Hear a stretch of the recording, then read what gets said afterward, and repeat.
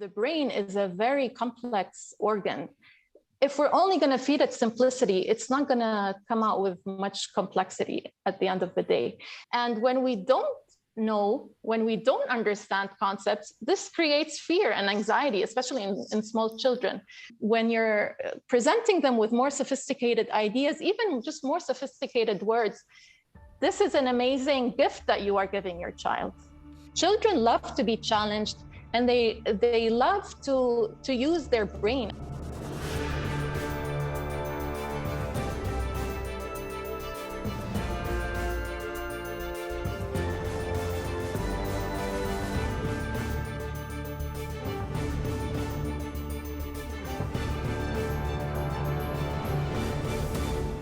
Welcome to Ideas on Trial. I'm your host, Leopold Ajami, and I have with me my co-host, Ricardo Pinto. As you probably know, we are obsessed with ideas. And one of the main reasons why every episode we challenge ideas, and specifically ideas taken for granted, is because we take education seriously. We believe that most education systems lack proper philosophical principles. And for that quest, today we are putting children's books on trial. And our special guest is Sara Ghannoum. She is the author of a children's book series called Tom Alien, and you can find her work on tomalien.com. And she will be helping us explore the value of children's books, their effect on our character development, and maybe challenge some of the conventional views in the culture. It's good to have you, Sara. Thank you so much. It's so nice to be here. Thank you. Sara, who is Tom Alien? So Tom Alien actually is, so as you said, I write a children's books series about a Tom Alien who comes to Earth and discovers life on Earth just as children discover it. And Tom Alien, the character, was inspired by my daughter, whom, when she was born, gave me quite the culture shock. I had never been around babies before. And she really did feel like a little alien coming from God knows where. She just wasn't understanding anything that Earth was giving her. And she wasn't understanding me. I wasn't understanding her. Everything was lost in translation. And everything was quite dramatic. So any sort of emotion she felt was so overwhelming for her. And the repercussions were really like life and death. So the wailing that happened whenever she couldn't understand her hunger or her tiredness. And so that's where the idea of Tom Alien came about. And as my daughter is growing, I feel like there's so much that she's exploring with her life here on Earth. And so I made my second book about social interactions and about accepting others, the notions of bullying that a lot of children deal with. And my third book was more about the environment and about the horrors of plastic that us as human beings are sadly contributing. I mean, we're the only contributors of. And after the August 4th explosion in Beirut in 2020, which is the biggest non-nuclear explosion to ever happen in the history of humankind, I wrote a book about Tom Alien experiencing like sort of a big bang, a cosmic explosion. And in that book, I discussed trauma and the stages of trauma and how eventually we do come out of trauma, not unscathed, but there is a way to feel happy about life again. And so the Tom Alien series is sort of a guidebook on how to survive your first decade on Earth. I like that. I like that it's very personal. And actually, Ricardo and I were doing a reading, and he was, doing all the animation for the big cosmic boom. And I have to say, one of the things that I liked about it, because this is a very tough subject, right? And I want to ask you before I go on, what's your target? Which age we're talking about? So my books are more specific to the 5 to 9 age group. because at that age, they're really interested in the illustrations. They love rhymes. They love alliterations, like just the sounding of the word. And there's the curiosity and the questions of all, like my books are geared towards that age and that curiosity. Yeah. So, and I was, very, very lucky, just to mention that I found the illustrator who is extremely talented, Dunya Pantik. She adds so much humor to all the illustrations. And children really do appreciate all the cute little aliens in the background and in the foreground. Absolutely. And we appreciate that too. But to step backward a little bit, I was saying that what I personally loved about the book is that you explain the concept of trauma and the effect and how we can probably overcome it. But you're not too bloody, if I want to put it this way. You're not scary, right? And that's what I loved about it, that you're educating children on how to deal with this trauma, but it's well designed, right? It's well designed, not just in terms of illustration, in terms of writing. And it's designed to translate a certain message about overcoming all of that, and that life can be good regardless of what happened.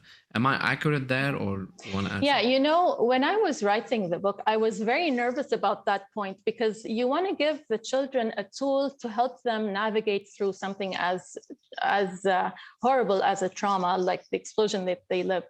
So I was extremely nervous about that. And I made sure that I got the book in front of child psychologists and pediatricians and teachers before I went ahead and started distributing it online, because this is a PDF form that was and still is distributed for free.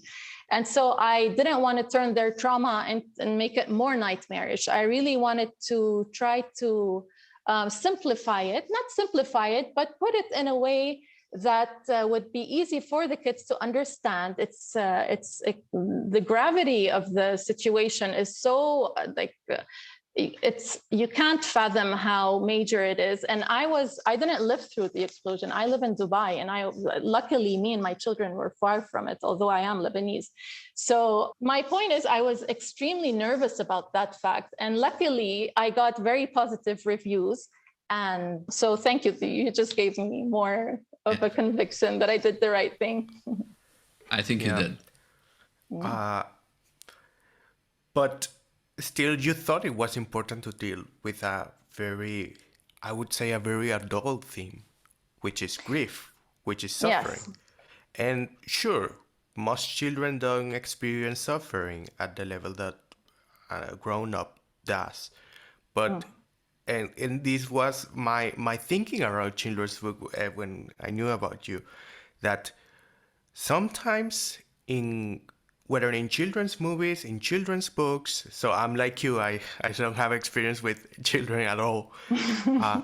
But my perception is that everything is sugar-coated to them. Everything is whitewashed, and there is a big distinction I see between educational material for children, which tends to be plainly silly, and teenager adult literature. So I guess my question is, do you think that like the conventional approach to children's books writing, that they need to be sugar coated, and what's your reaction to this approach? So first of all, I really believe, and it's been proven through research, that books are a tool that we can use to help with any kind of situation that we deal in life.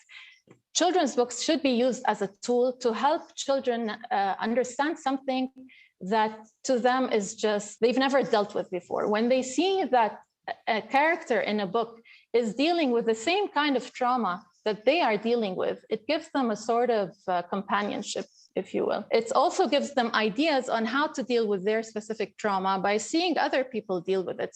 Children are they're very self-centric. They live in their own bubble and in their own world, and they're not very familiar with what goes on outside of that bubble. And so as grown-ups or children's book authors, we have a duty to explain to them, and to put it delicately, that there are harsh realities in the world, and we can deal with these harsh realities. We are not doing anyone a service by cushioning their life. So we really, children's books can be an amazing tool in that regard. I personally do not like sugarcoating at all. I feel like it's almost like censorship. It's a form of manipulation. You're not readying anyone for anything. There's no lesson to learn from sugarcoating.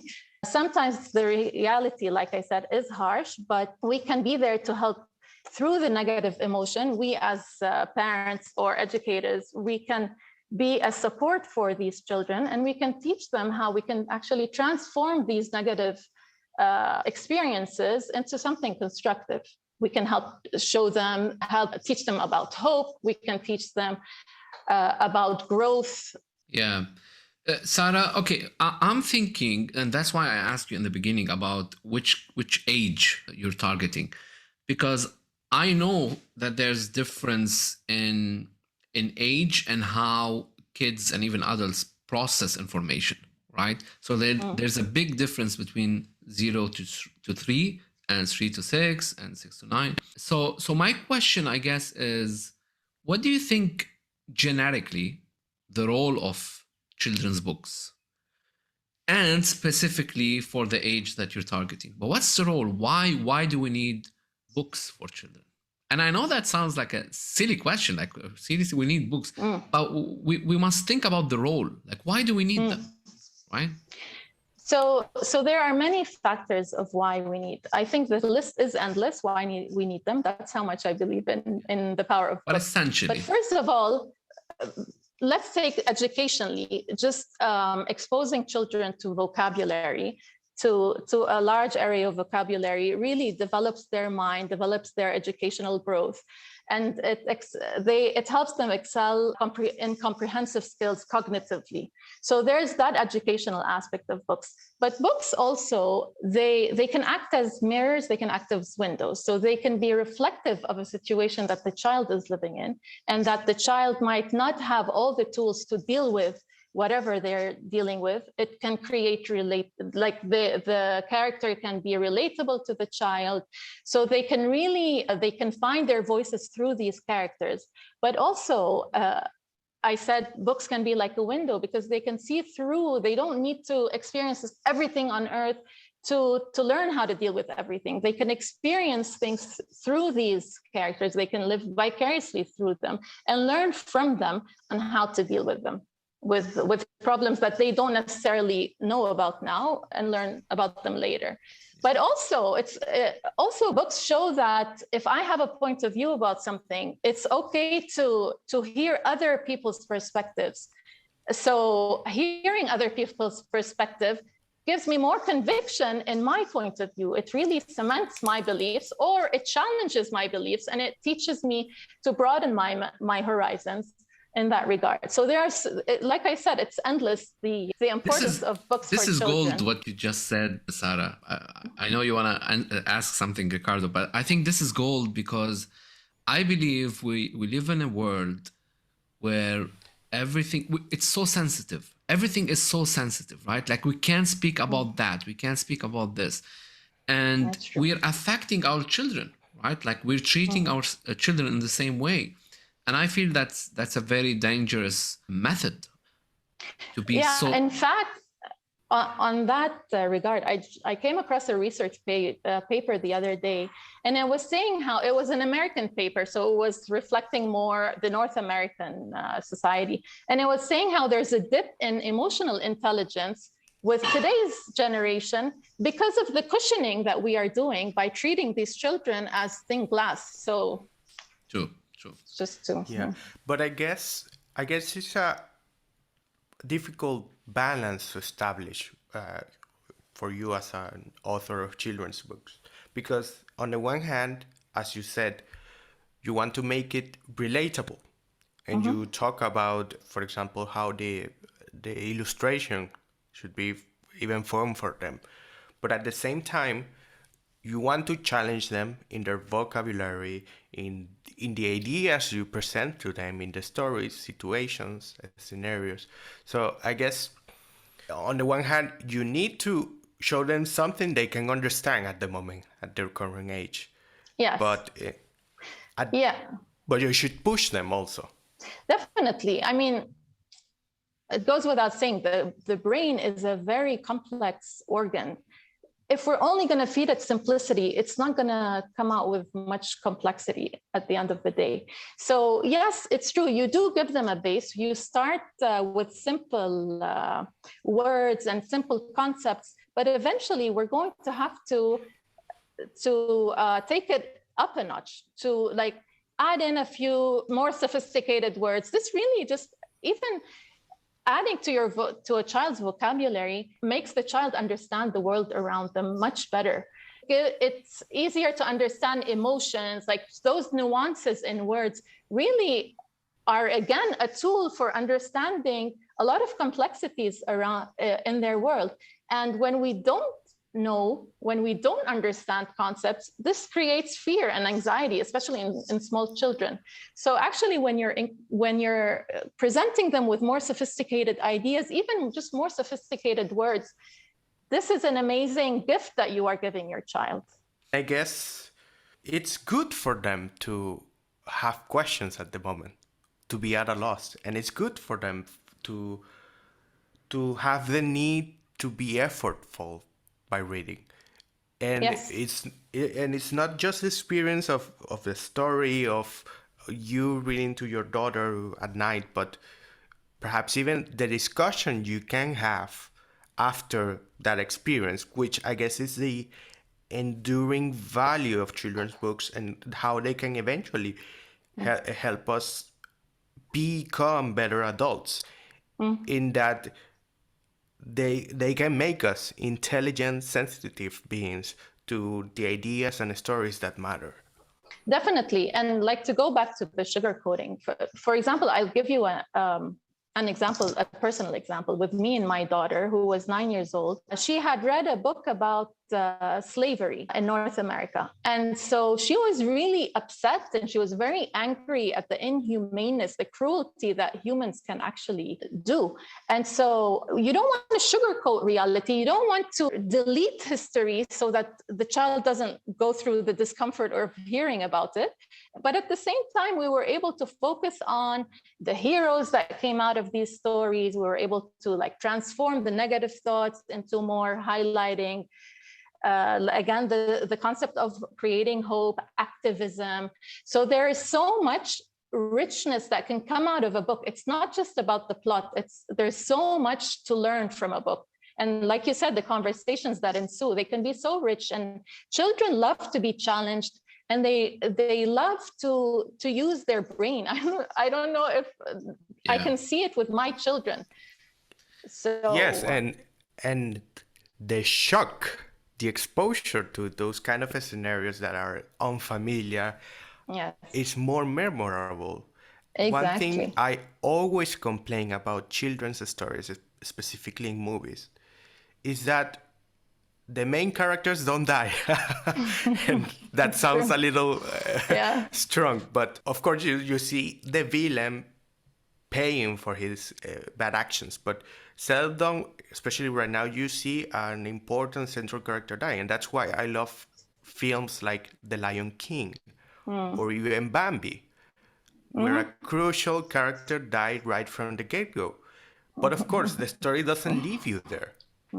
It's the story doesn't leave you with the pain, but with how the character has to process it, and the effort he has to put in to outgrow that situation. And that's something that children should understand from a very young age. I don't know if you agree with me, but there's pain in the world. There is pain, and there are a lot of children who have suffered these losses, and to be able to relate to a character who has also suffered something as major as losing a parent. And to go back to how, like, especially in a lot of the classical children's books, I mean, they end with, and they lived happily ever after, which is like the biggest lie you can really give a child. We lecture them about telling the truth, and yet we end every story with, and they lived happily ever after. So I am all for removing that sugarcoating and not giving it as it is, but like, or easing into it. Yeah, or at least to make it significant and earned that happily ever after. Because happiness is something you want to achieve in life and you want for your child to achieve in life. But you don't want to convey the message that all you need to do is to wish upon a star to gain that happiness. No, you need to make an effort, you need to be productive, rational, purposeful, and then you can be happily ever after. And you have to put some thought to convey that into a story that is educational but at the same time engaging for a child. So I want to raise something here, which I'm grappling with. So from one perspective, I'm seeing that there's a huge responsibility on you as an author, right? So that's one. Two, it seems to me that there's a thin line, or there's sometimes a false dichotomy between the happily ever after and the disaster, right? And I'll give you an example. So to go back to your slavery example, which I think is very important. So and I'm very keen on methodology. There's a method, and I would love to hear your opinion here. So from one perspective, you can write a book about slavery, but the purpose of writing that book is to show your child that the concept of slavery is very old and overcoming it is recent, and that's an achievement, right? So it's an achievement that now we understand that slavery is a bad thing. It's been there for thousands of years, right? So that's one perspective. But another perspective is to say, well, America is a country of slaves, and we still have slaves, and we're still treated as slaves. So you ignore the achievement part of overcoming slavery. You get my point? And that's why I think there's a huge responsibility on you as a children author to direct, if I can put it this way, to direct their perspective and not to destroy their view of life. So happiness is important. Yeah, go ahead. If I could put it in one short sentence, which I guess is your idea, there is a difference between helping them understand and making them take a position about a topic. And especially the important point to make is that these histories and atrocities that were done by humans, we can't just deny people their history. There should be a lot of literature about the specific history, but there should also be literature that may symbolize stuff like that. For example, this is not a children's book, but like Margaret Atwood's book, The Handmaid's Tale, there were so many people against that book because it incites racism, it incites hatred toward religion. But actually, if you look at the world, there is still racism in the world. There is still hatred of religion. There are genocides happening. The Holocaust is done, but there are still genocides happening everywhere. So yes, there is that point where you don't want to deny people their history, and you want to teach the children from our past mistakes. They say we learn history to learn from our history. So we don't want to blindfold them against that. The symbolism, as opposed, for example, like Leo, what you were saying about making sure that they understand the history versus what we are living in today. I think they go hand in hand. I don't see why they should be different. But I don't know, with corporate America, there's so much to debate there. I guess my point is again, there's a responsibility on authors to educate and not indoctrinate. Right? Definitely, yes, of course. Brainwashing is like you said. There's a thin line between those two. With me personally, with my children's books, they're very developmental with children, and so I always try to make sure that I do get them in front of professionals before I self-publish. So before I do that, I make sure I put them in front of people who know about these subjects, because I studied chemistry. I never worked in the children's field. I was a teacher once for 1 year, 20 years ago. So I'm I lack extreme confidence when it comes to that. So whenever I do write a book, I need to guarantee that what I am writing is credible and that I'm not giving the wrong message. So that is my nightmare. So and that's very important, and it's to be celebrated. So well done for that. And I'm raising these issues because, and I want to move now to topics on banning and stuff like that. But I was telling Ricardo, I have a daughter. She's 3 years old, and I had to, and I'm an avid reader. I love books, right? But I had to throw away some books and not read them, and not because I'm censoring them, and not because I disagree with their fundamental ideas, but because some were really destructive. And I'm not going to name who and what, but I'm just going to say that, yeah, so I'm just going to say that some of them, for example, children books, 3 years old, targeting 3 years old, on bullying. And the key idea is that the way to overcome a bully is to forgive them. Right? And to me, that's a very destructive idea. Now, later on, she can read it when she can really think and use her conceptual faculty. She can read it and have her own judgment. But for me, if I want to read it at that age when she's 3, I'm indoctrinating her. Like, I'm teaching her that that's the way, because they can't separate between what they're reading and what we're teaching them. Does that make sense? Yeah, I mean, I can definitely see where you're coming from. Now, it depends on the subject matter as well. Yeah. Like, especially with bullying, this is such a sensitive topic, and it's very difficult to deal with when you see your child going through something as severe as bullying.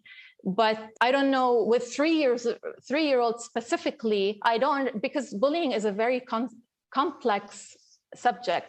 And so you really do have to break it down. You have to explain to the child that this person probably comes from a broken home where he has abused himself. So I don't know, as a 3-year-old, how much that concept can be understood. But I am a firm believer in repetition and in explaining even complex thoughts and ideas. So you simplify it. I would simplify it as much as I could, but also build on it with time and make sure the whole picture is understood.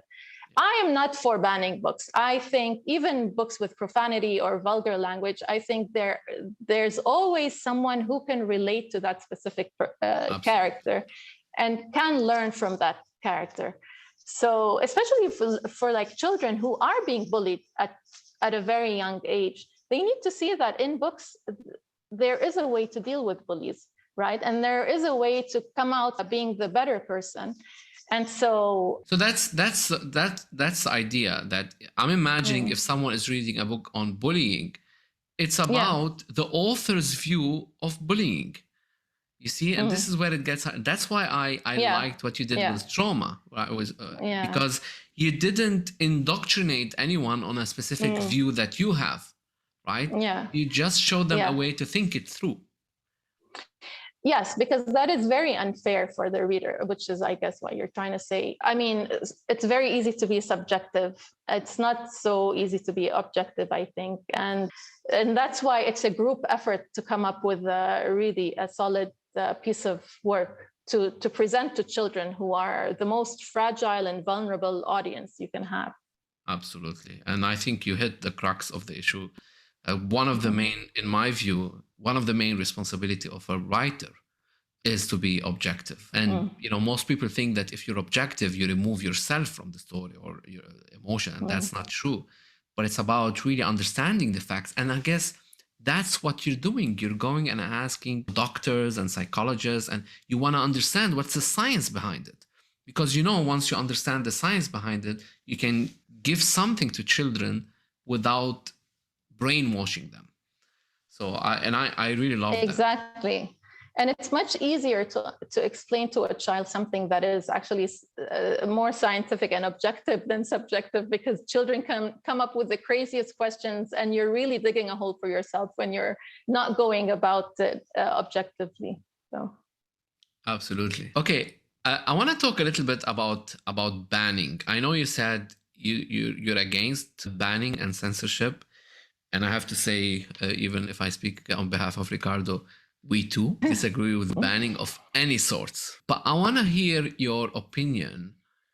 What do you think is the effect of banning books on the culture as a whole, from your experience as an author?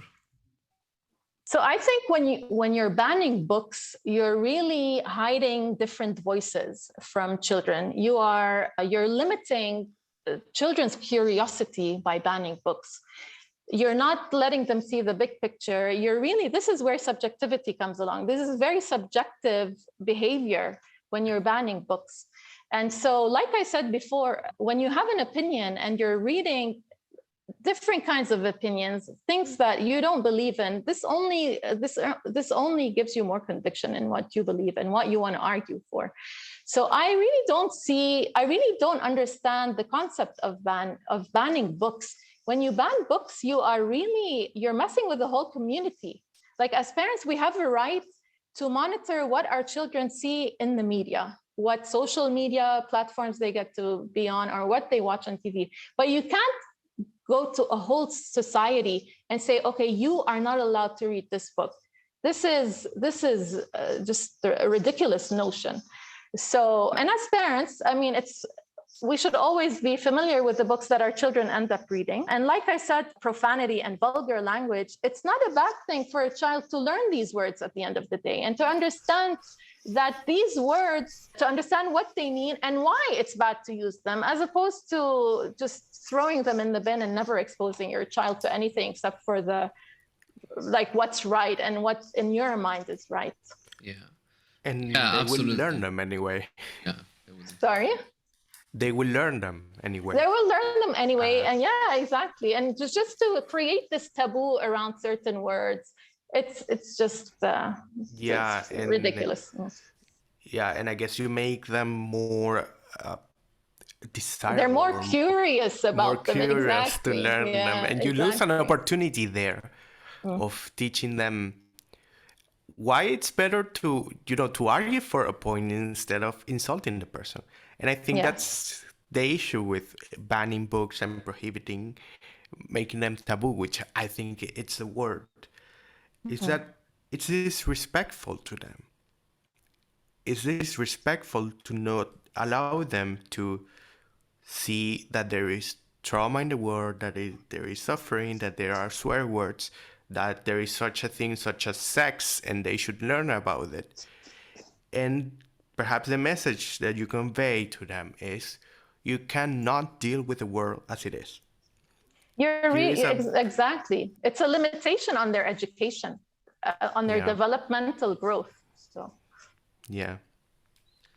I want to ask you about your opinion of children's books on hard concepts like equality or diversity, which is a trend nowadays. What's your view there? I mean, I'm all for empowering minority groups and now eradicating sexism, hopefully. I don't see why children should not be exposed to these things at a young age, where we're equipping them to grow up into better young adults than our generation grew up. I mean, I was never given a book about what, as a child, I mean, we were so limited in the resources that we had as children with our books. And I only see them as amazing tools to understand the world around us, to understand the life that I mean, this is where they're living. This is the planet that we're on, and this is how things are. And understand them from a young age, you're better equipped to deal with these things as you grow older. Okay, yeah, I agree with you. And again, this is a concept I'm always thinking about. My daughter is still young, but I'm thinking about it a lot because it goes back to the point on responsibility, the author's or the writer's responsibility. Because again, like one of the things we always see in our work, that there's a lot of different viewpoints or philosophies on the concept of equality. If you go now to a meeting and you say equality or diversity, you will discover that each one has his or her own definition. So it's a very broad concept to so many people. Some people look at it from a legal perspective, right? Some people see it as a workplace and opportunities and wages. So it's a very abstract concept that few people are really equipped to understand it, and even though it should be very simple. So, and that's why I keep on circling back to that point on how much really responsibility lies on the writer to really understand these concepts. Else it's gonna be a kind of a indoctrination. What do you think? Exactly. Like you're just saying that even as adults, we can barely understand these concepts. And that's because we lack the books to teach us about these concepts from a younger age. I think these are imperative books to have. Yeah, but they can still grasp something about equality at a very young age. It won't be tied to politics necessarily or to the accepted norm, but they can understand that all people have some value. Yeah, you should deal with people with words, and you can any child can understand that from a young age, and you can convey that through a story. And I think that's the mastery that is involved in writing stories for children. And the best example I have in mind is one of my favorites, which is Dr. Seuss. He talks about mature, important, I would even say philosophical theme in his works, such as tolerance. But he never comes across as preachy. He's because his focus is the story as such, and that leaves it for the children, along with their parents and the teachers' help, to make up their own conclusions. You know, it's funny you should bring up Dr. Seuss, because actually some of his books have just been banned in the United States, in some of the states, because of some depictions of some illustrations that are racist, or some words that he used that are not very. So this just goes to show that how can you ban Dr. Seuss? So Yeah. Now we know we're doomed. Yeah. No, I mean that's ridiculous. And again, it's amazing how everything is connected, because we're going back to sensitivity and this fear of, you know what? This fear of offending.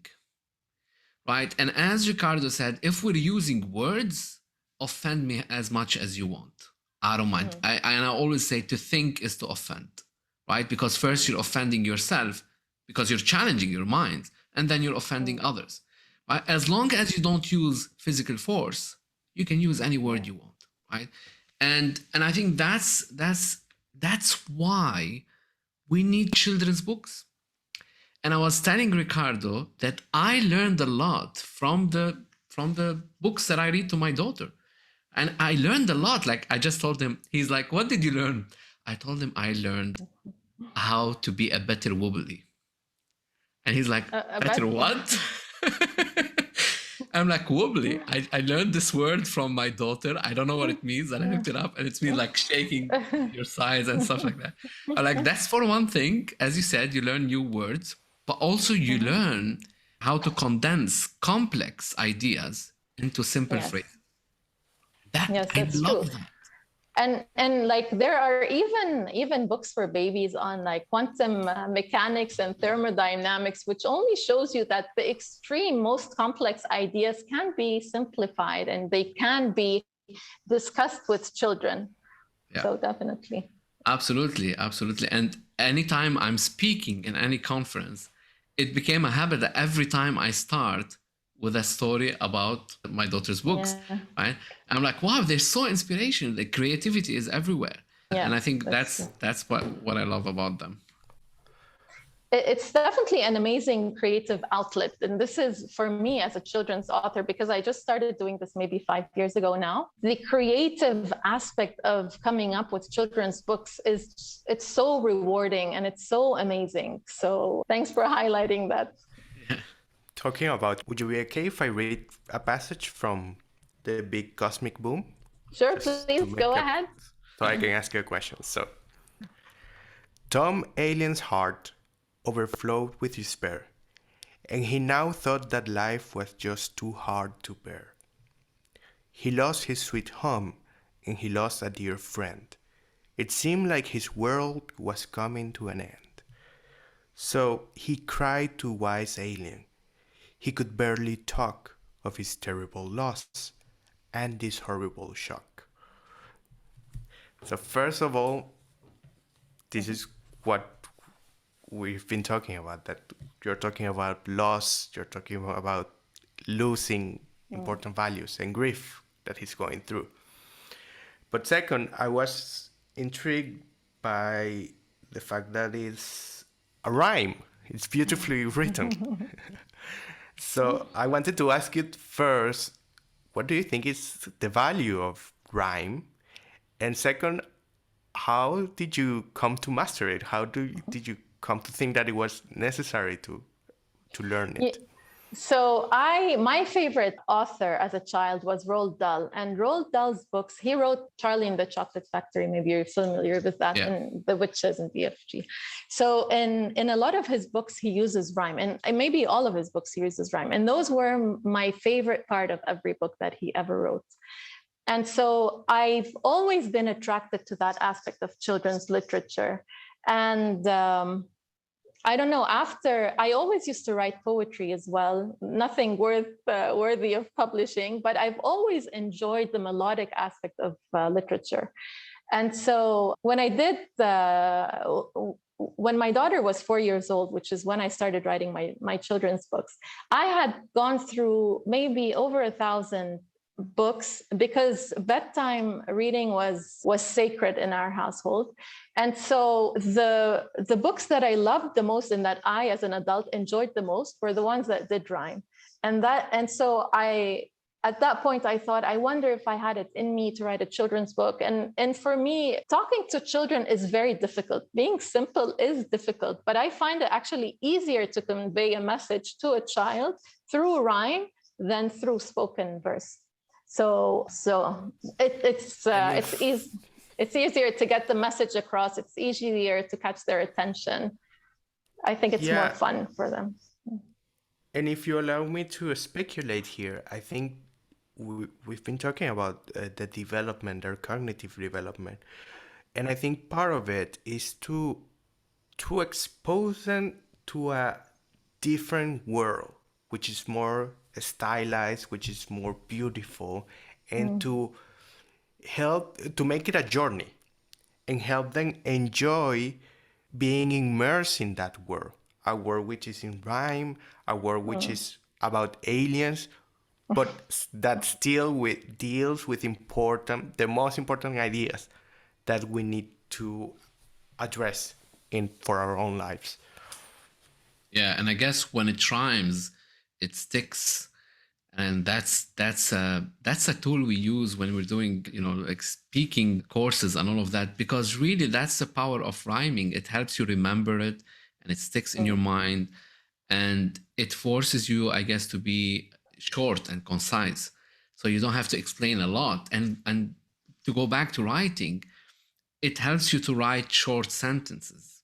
And that's one thing we always see missing, that people tend to write a lot, like big sentences or long sentences. But actually writing is thinking in short sentences. And that's what you're doing in the story, which again, I love. So hooray to that.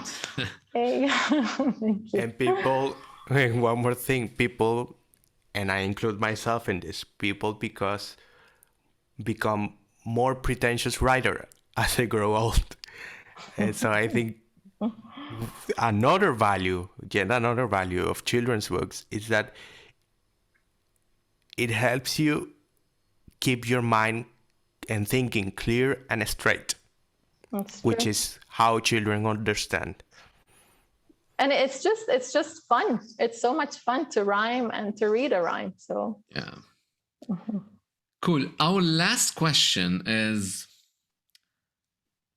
how do you think reading children's books, whether you are an adult or a child, affect your character development?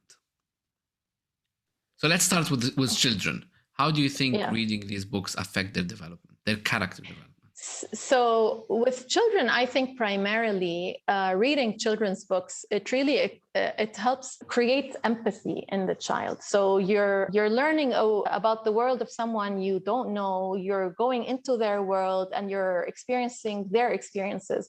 And so you're really putting yourself almost in their shoes. So with children's books, it's so important to read books because they really primarily create empathy, and like I said, they grow your vocabulary, and it's just such a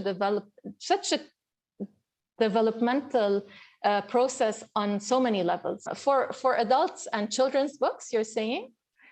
Yeah, like, do you think that if me as a parent reading these books, does it affect me anyhow? Does it build anything in my character? Yeah, like you said, I mean, children's books are, at the end of the day, a story that we can all learn from. It's just been simplified, but it's also more fun than adult books.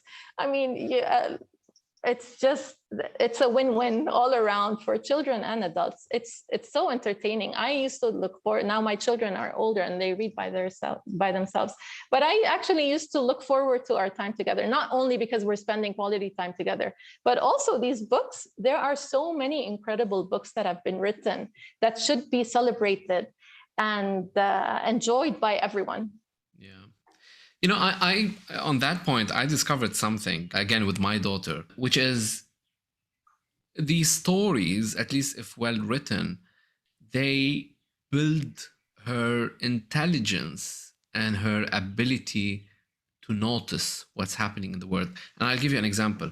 Since she was born, I always focus on the same methodology of telling her a story, right? Whatever, like I would come up with a story, and the method was, I would establish a character, I would put them in some situation, and then, you know, they speak in a certain way, they act in a certain way, but then something happens. And I introduce a conflict, right? And after that, I introduce some sort of a cure for that conflict. Now, here's what's fantastic, is that my daughter now understands the element of a story. She can't name it, right? She can't name the method. But what's happening is every time I'm telling her a story, she would stop me and tell me, then something happened, right? And she would come up with her own conflict.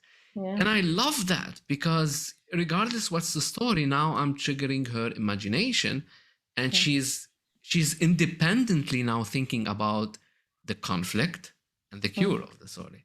So, and I find that fascinating, and I have to say I'm learning a lot from it.